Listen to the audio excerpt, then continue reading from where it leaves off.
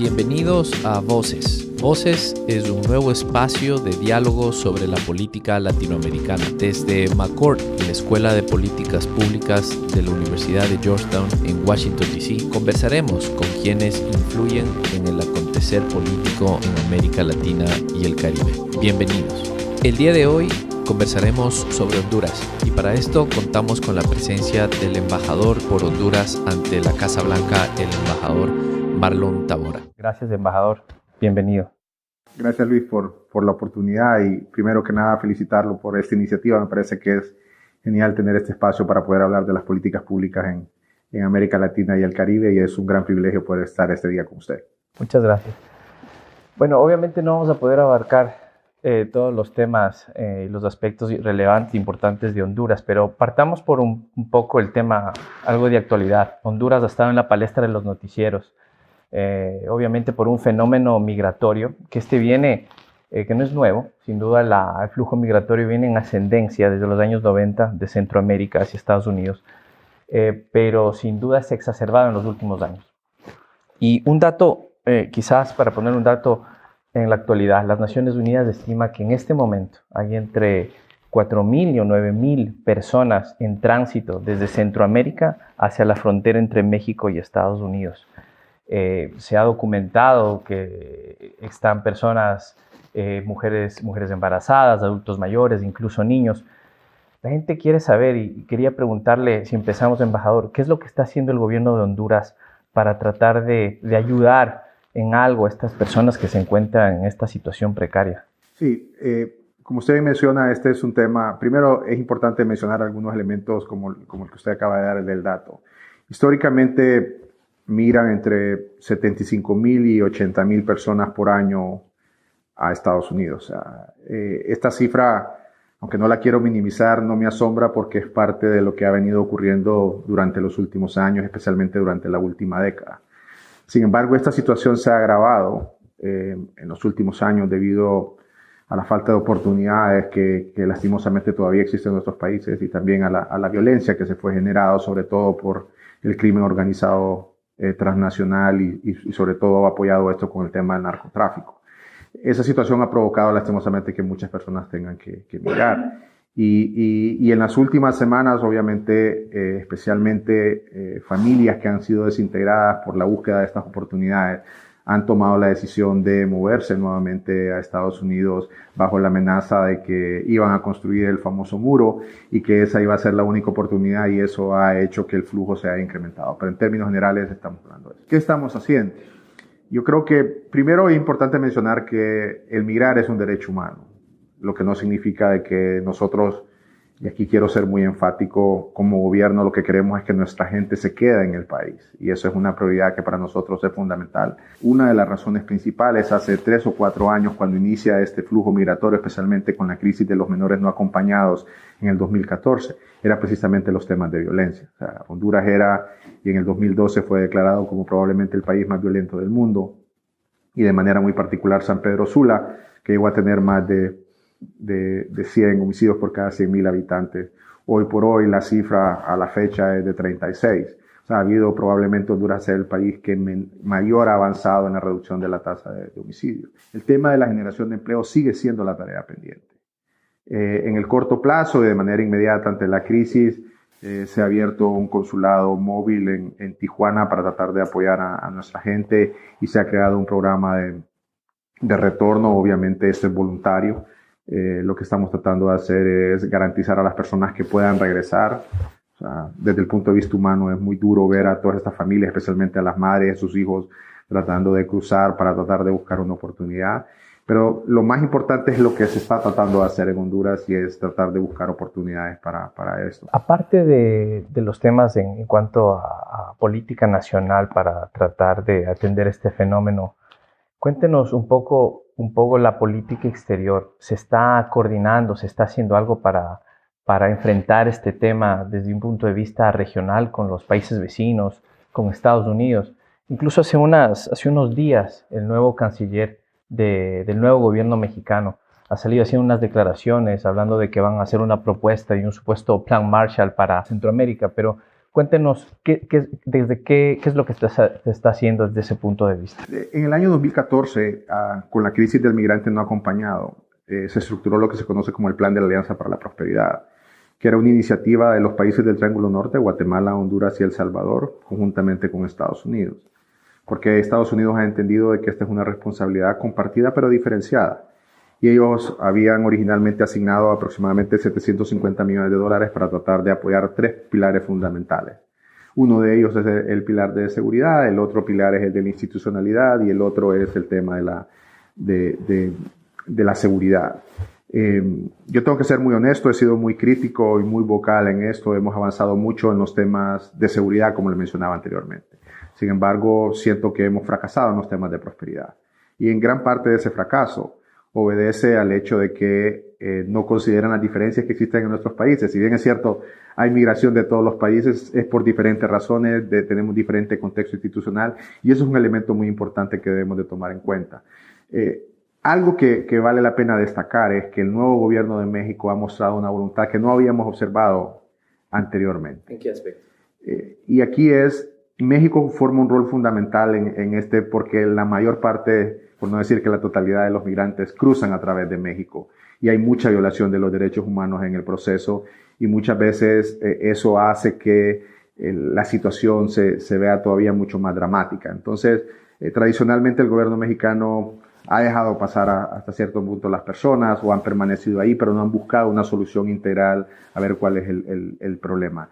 El nuevo presidente de México, que recién tomó posesión la semana pasada, firmó con los presidentes del Triángulo Norte un acuerdo a través del cual piensan buscar instrumentos de desarrollo, especialmente en la zona sur de México, para evitar que la gente pueda tener que emigrar hasta acá. O sea, hasta hoy por hoy es un plan. El gobierno recién está comenzando, es su primera semana. Vamos a esperar cómo evoluciona y seguramente tengamos la oportunidad más adelante para poder evaluar cuál ha sido el impacto. En cuanto a lo económico, sé que el gobierno de Honduras realizó una serie de reformas económicas. Algunas de ellas son básicamente dando el continuismo a lo que se había hecho en el gobierno anterior del presidente Lobo, pero hay otras reformas que arrancaron en el 2014. A su criterio, ¿cuáles son las reformas más relevantes y cómo se han plasmado estas en el país, tomando en cuenta que aún se sigue viendo los niveles de pobreza que superan el 60% de la población y con índices aún muy altos de desigualdad? Mire, como usted conoce, y bien lo ha mencionado, finales del año 2013, al inicio del 2014, se implementaron una serie de reformas económicas muy importantes. Sin embargo, es importante diferenciar que esa primera etapa estaba muy enfocada en recuperar la estabilidad macroeconómica del país. No puede haber prosperidad en un país que genera inestabilidad, o sea, que genera incertidumbre. En aquel entonces el déficit fiscal era casi el 8%, el déficit en la cuenta corriente casi el 10% del Producto Interno Bruto. Estaba pasando por una situación bastante complicada. Se tuvo que poner en orden las finanzas públicas. Gracias a Dios se pudo hacer ese proceso de manera rápida para que sirva como base para poder implementar otra serie de políticas. Se hizo la reforma a los sistemas de seguridad social, que también es uno de los elementos fundamentales por los cuales también la gente migra. No solamente la falta de oportunidades económicas, sino la prestación de servicios básicos como salud, como educación, que son fundamentales para generar esperanza en la gente. Y entonces, ese primer ciclo de reformas estuvo muy enfocado en esa parte. Entonces, creo que una clave fundamental es continuar con ese proceso. Yo reconozco que todavía hay mucho trabajo por hacer. Si bien es cierto, se avanzó de manera importante en la parte macro, en la parte de generación de oportunidades todavía hay un reto muy importante, pero también aquí hay que ser muy claro. Las oportunidades las va a generar el sector privado. Nosotros creemos firmemente de que el rol del gobierno es crear condiciones para que el sector privado pueda avanzar. Y obviamente, habiendo pasado una reforma fiscal tan fuerte como la que se pasó a finales del 2013, eso tiene ciertas implicaciones en la economía y fuimos muy claros en ese momento por hacerlo. ¿Acaso no se priorizó enfocarse en la contabilidad fiscal, en poner en orden las cuentas, en detrimento a un enfoque más con políticas sociales para poder obtener una reducción de pobreza que se vea más a corto plazo? Sí, como le dije, seguimos viendo niveles de pobreza que no han podido bajarse del 60% y los niveles de desigualdad que, como usted sabe, esto empieza a crear una coerción de la sociedad. Sin duda, yo creo que ese es el reto más importante y aquí es importante mencionar. Como parte de la reforma fiscal se asignó el incremento del impuesto sobre ventas de 3% precisamente para financiar los programas sociales. Los programas sociales han venido funcionando y aquí yo creo que la pregunta más importante es, creo que es tiempo de hacer una evaluación si efectivamente la utilización de esa masa de recursos importantes, que es aproximadamente 1% del Producto Interno Bruto, ha generado el impacto que realmente se ha deseado. Probablemente en algunos aspectos la respuesta es que no. Y eso nos llevaría a nosotros, no solamente como gobierno, sino como sociedad, replantear el uso de esos recursos precisamente de una forma mucho más efectiva. Otro de los temas, inclusive, que usted mencionó es los índices del crimen y la violencia. Usted ha mencionado ya en el 2013 el mismo gobierno bajo decreto oficializó que una de las razones por la movilización forzada de sus ciudadanos es debido al nivel de violencia que ocurre en el país, que existe en el país. Usted ha mencionado algunas mejoras que están obviamente documentadas. Cuéntenos un poco cuáles fueron las políticas y los programas que el gobierno implementó. Usted también acaba de mencionar un incremento en el presupuesto para las Fuerzas Armadas, etc. Cuéntenos un poco qué fue la estrategia del gobierno para obtener estos logros. Mire, yo quisiera mencionar 3 elementos en particular. Uno es el compromiso decidido del actual presidente de la República en la lucha contra el narcotráfico. En la medida en que hubo un enfrentamiento directo y ahí hubo un convenio trabajado de extradición con Estados Unidos para poder reducir el impacto del narcotráfico en los niveles de violencia de la población, creo que ese es sin lugar a duda un elemento muy importante. Eso pasó por fortalecer las Fuerzas Armadas, especialmente todas aquellas acciones que estaban enfocadas en la lucha contra el narcotráfico y el crimen organizado transnacional. Ese es un elemento muy importante. El segundo, y que me parece muy relevante desde el punto de vista de política pública, es todo el proceso de profesionalización y depuración de la Policía Nacional que había sido capturada. Ahí el apoyo de organismos multilaterales ha sido fundamental, pero también de países amigos, o sea, la ayuda de México, la ayuda de Colombia, de otros países de la región centroamericana en poder permitir el intercambio de información ha sido fundamental y creo que eso es un elemento que ha sido clave para poder lograr este objetivo. Y el tercero es la asignación de los recursos a través de la famosa tasa de seguridad, que eso permitió tener más recursos financieros para poder, que es un impuesto a las transacciones financieras para poder financiar los temas de seguridad. Sin embargo, ahí hay una tarea pendiente en los temas de transparencia, es decir, cómo se utilizan los recursos, que lastimosamente en nuestros países sigue siendo una tarea en la cual debemos de seguir avanzando. Embajador, al mismo tiempo que se han dado esos logros en cuanto a contener un poco el crimen, han salido no solo cuestionamientos, sino han salido críticas muy fuertes en Honduras sobre la violación de derechos humanos y libertades. Incluso el Alto Comisionado de las Naciones Unidas ha alertado sobre serias acusaciones en este tema. En medio de esto, ¿acaso a Honduras no se le olvidó fortalecer o forjar ciertas instituciones para que puedan judicializar y hacer responsables a aquellos que violen los derechos humanos y las libertades, ya sea que estos vengan de la fuerza pública o del crimen organizado? Sí, yo creo que, y ahí, Luis, un tema importante fue, y esto aquí yo puedo hablar en primera persona, uno de mis mayores aportes o de los mayores intereses a raíz de asumir esta posición como embajador fue precisamente la creación del Ministerio de Derechos Humanos. Por diferentes razones, a finales del año 2013, el ministerio anterior básicamente desapareció. Y hubo un periodo ahí en donde el tema institucional quedó de lado y probablemente se presentaron algunos de esos eventos. Al llegar a la embajada vimos nosotros esta una prioridad, platicamos con el presidente de la República y a partir de este nuevo gobierno se creó una nueva Secretaría de Estado de Derechos Humanos.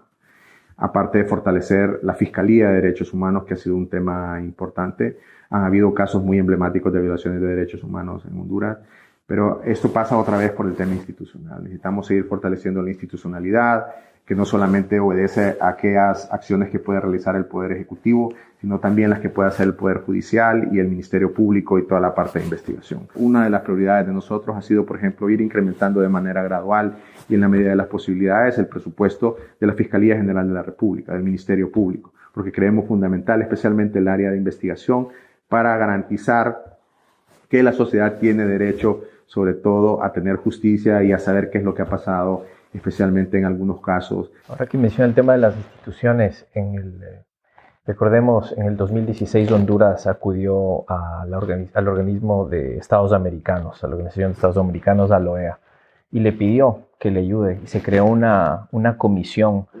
de apoyo a la lucha contra la corrupción y la impunidad. Hace un par de meses acaba de salir una evaluación que le realizó American University aquí en Estados Unidos. Y los resultados preliminares son magros, pero en la evaluación se mencionan una serie de cosas, serie de aspectos que hacen notar que se ha hecho muy difícil aplicar el mandato de la comisión. Como usted decía, hay una deuda con el tema de las instituciones, pero aquí también se requiere un deseo político de hacer los cambios. ¿Por qué cree usted que se le ha hecho tan difícil implementar el mandato a la comisión que fue pedida por el mismo gobierno de Honduras y que, entre otras cosas, tenía investigar y judicializar a varios casos emblemáticos de corrupción y casos que estaban impunes? Sí, yo aquí, Luis, y perdón que me salga un poco, pero creo que es importante hacer el caveat. A nivel personal, o sea, yo soy de los que cree que lo más importante es el fortalecimiento de las instituciones del país. Yo creo que ningún ente extranjero, por muy competente que sea, puede sustituir la legitimidad que tenemos las instituciones propias del país. Sin embargo, en un contexto donde probablemente la legitimidad de algunas instituciones pueda estar en precario o pueda estar en duda, el apoyo técnico externo es importante. Y eso fue lo que pasó con la misión de apoyo de la lucha contra la corrupción y la impunidad en Honduras. Por las razones que sean, por presión política, porque el contexto así lo generaba, obviamente también comparando lo que estaba pasando con un país vecino. ¿Presión política de parte del Ejecutivo o de las otras la ramas presión del en Estado? general del ambiente político, a lo que me refiero es hacia la clase política, de poder avanzar en la lucha contra la corrupción, porque la sociedad miraba que efectivamente no habían ningún resultado concreto y sin embargo los recursos del Estado se estaban minando. ¿Cree usted que esa presión era debido porque habían miembros de la clase política hondureña estaban involucrados en estos casos? Sin duda, yo creo que los casos que han venido ocurriendo demuestran de una u otra forma eso, o sea, pero eso debería ser una responsabilidad propia de los hondureños. O sea, yo soy de la convicción de que los problemas de los hondureños los debemos de resolver los hondureños. Y ahí es donde yo creo que debe haber una línea bien clara entre cuál es el rol de estas misiones, y por eso la misión en el caso particular de Honduras se considera como una misión de apoyo y que tiene, como usted bien lo menciona o me lo mencionó, varios elementos como parte de su mandato. O sea, sí, fortalecer todo el tema de investigación, o sea, preparar asistencia técnica, preparar a los investigadores hondureños para que puedan hacer su trabajo, crear institucionalidad para que sea la institucionalidad independiente de la presión política para que pueda hacer su trabajo. A mí me llamó la atención bien una de las propuestas de parte del gobierno en crear estas zonas especiales de desarrollo económico, que son básicamente crear estos espacios donde que se dote de ciertos incentivos tributarios, pero también es básicamente crear o implementar un modelo con sistema tributario y sistema jurídico paralelo al nacional. ¿Acaso esto no va con el objetivo de atraer inversión, pero acaso esto no va en detrimento de estos esfuerzos de fortalecer las instituciones para que sean las instituciones nacionales las que sirvan a los ciudadanos? De nuevo, y esta es una opinión muy personal, yo sigo insistiendo en fortalecer y en crear las instituciones nacionales y siempre voy a ser un creyente de esto. Sin embargo, en el caso de las zonas especiales de desarrollo y empleo, es un mecanismo, como usted lo acaba de mencionar, precisamente para atraer cierto tipo de inversión bajo cierto tipo de condiciones, y no necesariamente para crear una institucionalidad paralela. Yo creo que eso es importante diferenciarlo, porque el problema es cuando queremos hacer sustitutos, porque entonces lo que haríamos es crear todo el país como una zona especial. Entonces, yo creo que tiene un propósito particular que no lo podemos desconocer. Ha funcionado en países como en Hong Kong o en Singapur, pero de nuevo volvemos al tema institucional. Yo creo que lo más importante para poder garantizar en el mediano y en el largo plazo la prosperidad de una sociedad en general es precisamente tener instituciones fuertes, y lo hemos visto. En el tema de la corrupción, muchas veces, y hablando esto quizás de las instituciones informales, de estos códigos con los que se forjan las sociedades, ¿Qué esfuerzos ha hecho el gobierno para promover y cultivar un cambio cultural en la sociedad, para llegar a ese punto de penalizar los actos de corrupción desde un punto de vista moral? Que al final del día eso nos permitiría tener mejores resultados a largo plazo. Yo creo, Luis, que probablemente el tema de la penalización moral es lo que más está influyendo en este momento en general en la lucha contra la corrupción. Y me permito mencionar algunos elementos en los que ha avanzado Honduras que me parece que son relevantes en esto. El primero tiene que ver con el tema de la ley de financiamiento a las campañas y a los partidos políticos. Me parece que ese es uno de los elementos más importantes de la lucha contra la corrupción. De nuevo volvemos a caer en el tema institucional. O sea, de nada sirve que haya una buena ley si no tenemos un mecanismo y las instituciones que garanticen su debido cumplimiento. Entonces, no solamente es el tema de generar la ley, en cual caso particular de Honduras hemos avanzado, sino en cómo se lleva a cabo su implementación. Y eso obviamente la misma clase política es muy reacia a promover ese tipo de cambios, especialmente en nuestros países donde la clase política ha estado durante muchísimo tiempo en el poder, en diferentes posiciones, y se han acostumbrado a una forma. No estoy diciendo lo que no está prohibido por la ley, probablemente podría decir que está permitido, y no necesariamente sucede así. Pero el hecho de ir generando la institucionalidad complementaria es fundamental. Por ejemplo, la independencia del Tribunal Supremo Electoral. Yo creo que no solamente se requiere el tema de la ley que promueva y que básicamente defina cuál es el mecanismo mediante el cual se financian las campañas políticas y los partidos políticos, sino hay una instancia que se encarga de garantizar el cumplimiento de la misma de manera debida. Y eso requiere por tener una institución fuerte, por tener una institución independiente, que independiente me refiero no solamente desde el punto de vista financiero, sino también desde el punto de vista político. Ese es un tema fundamental. El segundo, que creo que es una tarea que está pendiente y que sí debería, y que si lo comparamos con países más desarrollados funciona, es el tema de la colaboración eficaz de parte de algunos. Sin embargo, lastimosamente eso se ha utilizado en otros países para judicializar la política y tampoco podemos llegar a utilizar esos tipos de instrumentos como un instrumento político. Creo que la conciencia ciudadana sí ha influido de manera importante. El tema de las redes sociales, por ejemplo, marca un impacto muy importante en el tema de la lucha contra la corrupción y muchos otros elementos. Sin embargo, no podemos dejarlo todo a la informalidad, a ese tipo de cosas o a la denuncia pública. Debe haber instituciones, digamos, algo que hicimos en Honduras fue la creación de tribunales especiales para juzgar los temas de corrupción y evitar que contaminarlos con otros mucho más especializados, con otro tipo de entrenamiento. Pero volvemos otra vez al punto. Institucionalidad, presupuesto, capital humano, y eso es un proceso que toma tiempo. Hablemos un poco al largo plazo. Usted bien sabe que el ejercicio del poder pone unos incentivos muy fuertes a los políticos para encapsularnos con una mirada muy cortoplacista y dedicarnos a apagar los fuegos que se van dando en la coyuntura. Con eso en mente, quería preguntarle un poco la visión que tiene del país hacia un futuro en dos aspectos. El primero, en cuanto a los riesgos por el cambio climático. Sin duda, Honduras, al igual que el resto de países del mundo, especialmente los más vulnerables, pues, valga la redundancia, es más vulnerable a estos temas.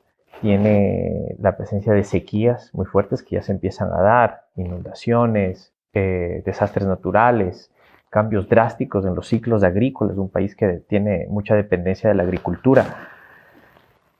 Y en medio de estar en esta diatriba que es el discurso político, que es el pan de cada día en Latinoamérica, ¿cómo hacemos, embajador, para colocar este tema de manera permanente en la agenda política, que trascienda los discursos, que trascienda las discrepancias y que se trate quizá como un tema de Estado?